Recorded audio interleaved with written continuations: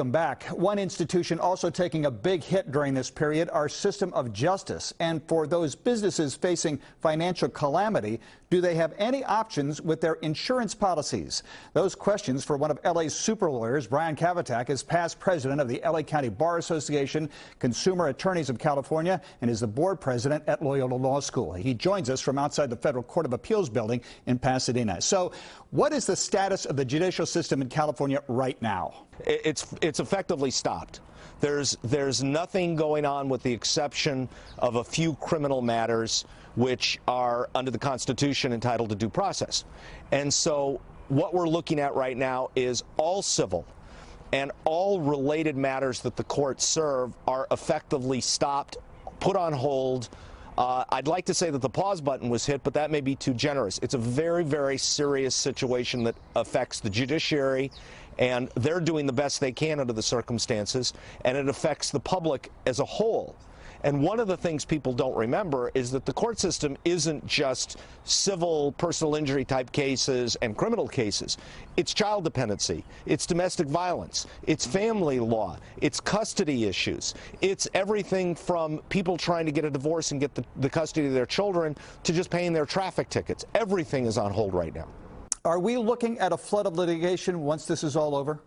Okay, so where we are right now is that the courts are most likely shut until June, maybe through June, and depending on how long this goes, it could be even longer. And once it opens up again, there's going to be all kinds of grievances and problems that people need to take care of. Look, in a modern society, whether you like it or not, the court system is the great equalizer. What gives people an opportunity to have their voice heard and to have their disputes resolved.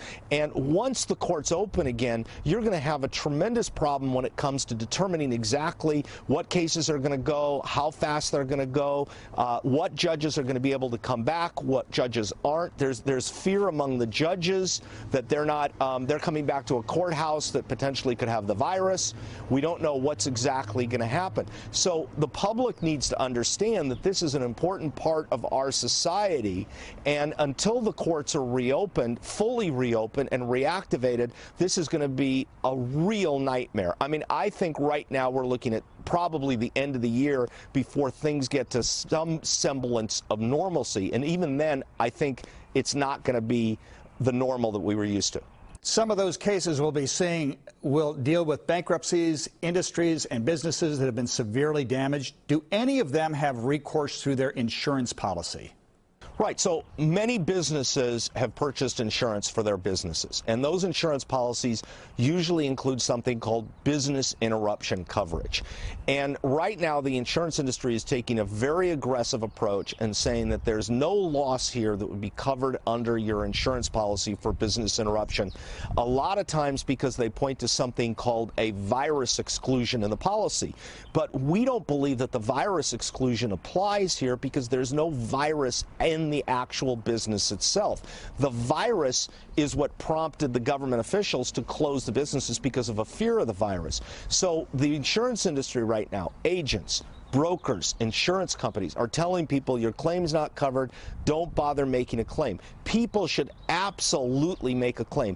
Not all policies are the same, and businesses should take advantage of the insurance that they paid their hard-earned dollars for in order to get coverage.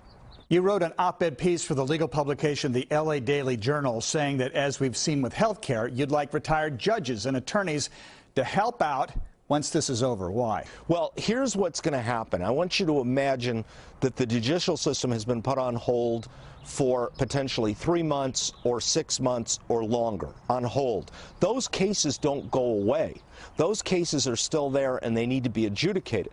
And in order not to back up the whole system, because once you dump in 6 months of cases, what's going to happen to those cases that have been set for the next 6 months? It's going to be a log jam. It's going to be a traffic jam, the likes of which we've never seen before in California judicial history. So I advocated for things like bringing retired judges back to try to adjudicate those cases, setting trials, working longer hours, paying overtime to court staff, whatever we can do to sort of double track these cases as quickly as possible.